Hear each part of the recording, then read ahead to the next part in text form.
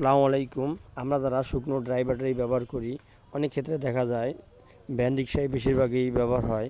তাছাড়াও অন্যান্য কাজেও এগুলো ব্যবহার করা হয়। কিছু কিছু ক্ষেত্রে দেখা যাচ্ছে চার্জ থাকে না, খুবই কম চার্জ থাকে। তারা এই জেলটি ব্যবহার করতে পারেন। একটা ব্যাটারিতে 1 বোতল জেল দরকার। 1 বোতল জেল 6টা ঘর আছে, অর্থাৎ 6টা সেলফ আছে। 6 সেলফে সমান পরিমাণে ভাগ করে দিতে হবে।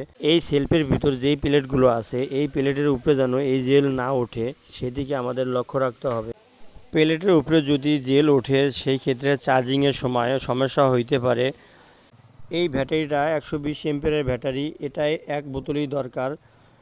এই জেল ভরার সময় যেন 19-20 না হয়, এই কারণে আমি সিরিজ দিয়ে সম পরিমাণে ভাগ করে দিচ্ছি। এই জেল ভরলে ব্যাটারিটা চার্জিং ক্ষমতা বৃদ্ধি পায়, ব্যাটারি গরম হয় না। যাদের ভ্যান রিক্সা বা মিশুতে এরকম শুকনো ব্যাটারি বসাইছেন, তারা আমার মতো ব্যবহার করে দেখতে পারেন।